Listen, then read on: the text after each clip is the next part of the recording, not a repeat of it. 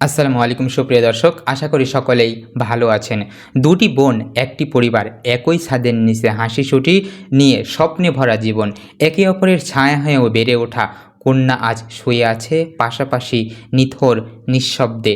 বড় বোন কাশ্মীরি রহমান নীলা মাত্র 17 বছরের এক কিশোরী, এইচএসসি প্রথম বর্ষের ছাত্রী। আর ছোট বোন ফারিয়া রহমান নিয়া, বয়স মাত্র 9, চতুর্থ শ্রেণীর একজন শিক্ষার্থী। ওরা ছিল যেন একটি গাছের ফুল, একসাথে ঘুম থেকে ওঠা, একসাথে স্কুলে যাওয়া, সন্ধ্যায় গল্প করা সবই হতো। কিন্তু এক বিকেলের ছোট্ট একটি আনন্দ ভ্রমণ কেড়ে নিল সব সব ছন্দ থেমে গেল চিরতরে।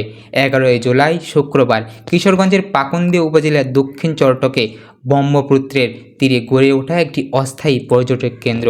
বিকেলে নীলা, নিহা, বাবা মা সবাই মিলে বেড়াতে গেছেন সেখানে। মৃদু বাতাস, নদীর পাশে মানুষের হাসাহাসি, সব মিলিয়ে এক টুকরো যেন শান্তি।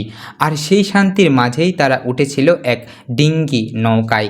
এক মুহূর্তে সে নৌকা ভেঙে দিল তাদের পুরো পৃথিবী। নৌকাটি হঠাৎ উল্টে যায়, চোখের সামনে শুরু হয় এক মৃত্যু ছায়া আতঙ্ক। পানিতে ছটপট করতে থাকা 4টি মানুষ, কেউ বাঁচানোর জন্য লড়ছে, কেউ হারিয়ে যাচ্ছে ধীরে ধীরে। স্থানীয়রা দ্রুত ছুটে আসে, বাঁচিয়ে ফেলা হয় বাবা মাকে, উদ্ধার করা হয় নীলাকেও।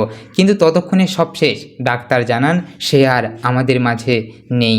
আর তখনও ছোট্ট বোন নিহা নিখোঁজ অবস্থায়। বিকেল পাড়ায়, সন্ধ্যা পেরিয়ে রাত, আশায় বুকে বাঁধা সবাই হয়তো এখনও কোথাও আটকে আছে। কিন্তু না, পরদিন সকালে নদীর বুকে চিরে উঠে এলো এক নিঃশব্দ নিথর দেহ। মাত্র 9 বছরের শিশু নেহা। ডুবুরি দলের সদস্যরা থমকে যায়। এক বাবার বুকফাটা আর্তনাদ ছড়িয়ে পড়ে চারপাশে।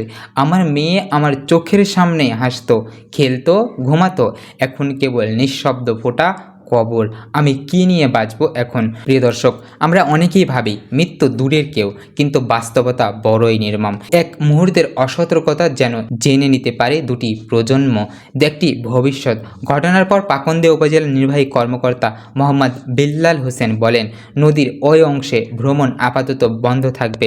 নিরাপত্তা নিশ্চিত না করা পর্যন্ত কাউকে প্রবেশ করতে দেওয়া হবে না।